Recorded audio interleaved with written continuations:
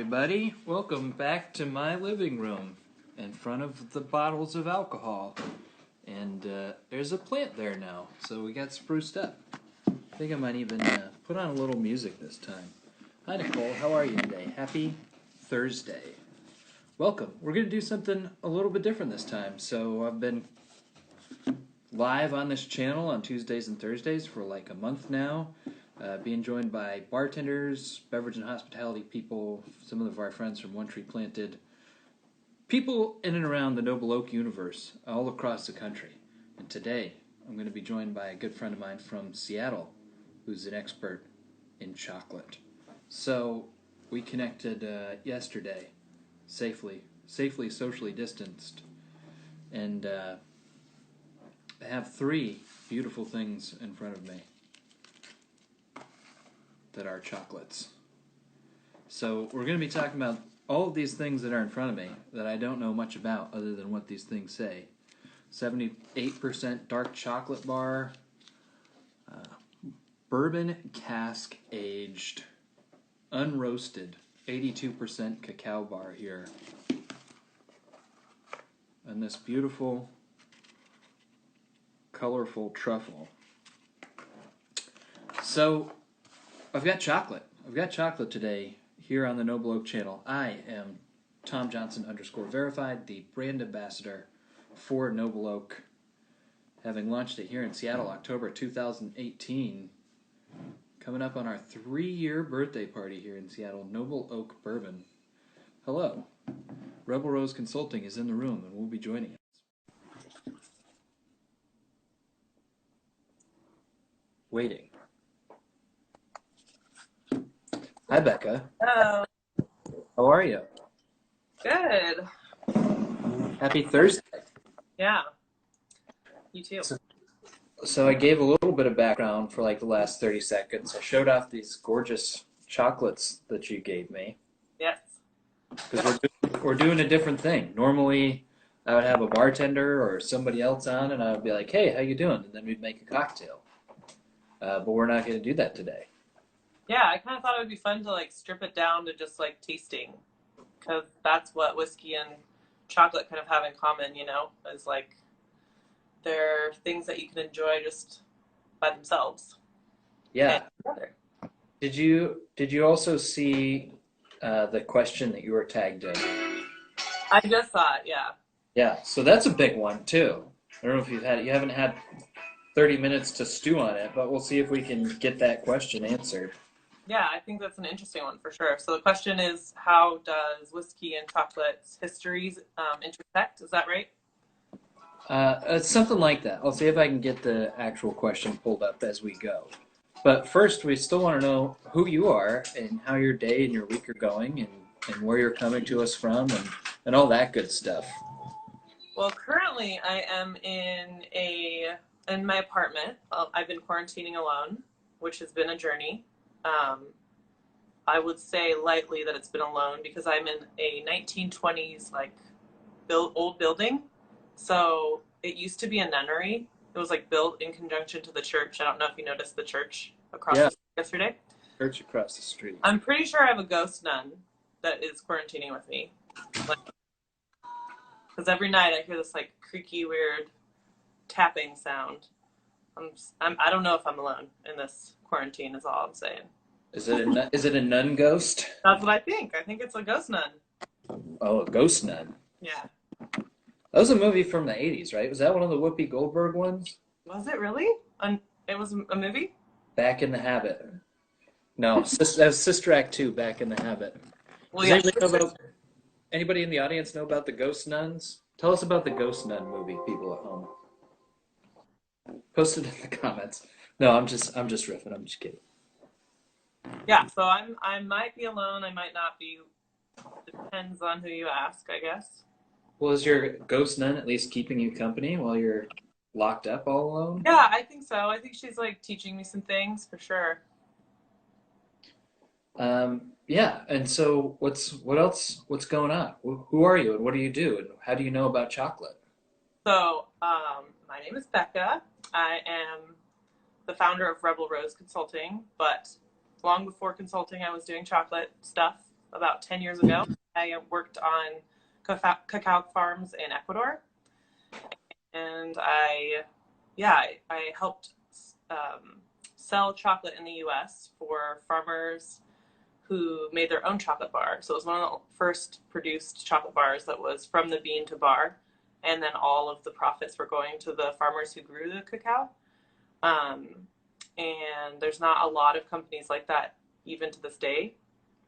And for those of you who don't know what bean to bar chocolate is, it means that you start with the cocoa bean and you do the whole processing from the bean. So there aren't that many bean to bar makers in Seattle. I can think of only a few. Um, so most people are starting from chocolate when they're making chocolate, which is kind of funny, to think about. But So you're going to need to take us to school a little bit. Also, thank you, Daily Dram. I'm glad that you love No Bloke. We love you too. Um, so yeah, what does that mean? What is the bean? How big is a cacao bean? Or well, a cacao it comes in a pod and it's about the size of a football. okay, a Inside, football pod. yes, inside of the pod there's about 40 to 50 seeds. And you have to imagine cacao pods like varieties of apples or tomatoes or something like that. There's like multiple varieties. So there's better tasting ones and not as great tasting cacao. So yeah, inside are like 40 to 50 seeds, and about one cacao pod makes one bar of chocolate. Um, Oh, and here's an area where whiskey and chocolate intersect. After you've harvested the pod, you ferment the cacao. So you gather the cacao and then you ferment the beans in banana leaves. and that's part of what because when you say most producers just have chocolate or they start with chocolate, they don't start with the bean. Right. So going back up the supply chain, Yes. getting to the bean, Yes. and then in order to make chocolate, you ferment. That's the first step. Yes. Yes. So you gather it all, you ferment them in fermentation centers, and it usually takes about 5 to 7 days. And you're kind of stirring the beans to make sure that it all ferments evenly. And in that process, like if you were to bite one of those beans right in this before this process, it would be like super bitter, like very like kind of like aspirin, tasting something really really bitter. Oh yeah, And, have you tasted? Have you done that? Have you tasted one? of course, of course. Did it? Does it get you drunk? Is that like alcoholic? No, no, no, no, no. But it tastes terrible, and the inside of the bean is like bright purple before it ferments.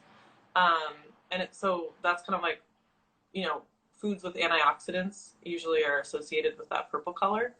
Oh So, yeah.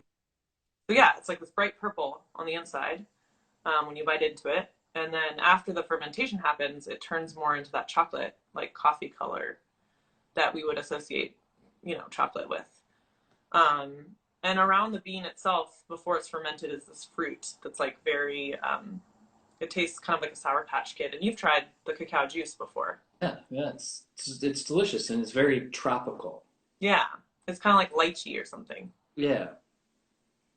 So yeah, so then the fermentation happens. Then you dry the beans and you either produce the chocolate bar in that country of origin, or you would ship it, and that's where you would roast and then do the steps of chocolate making, which are very complicated. And in coffee, you roast the coffee beans and then you brew your coffee.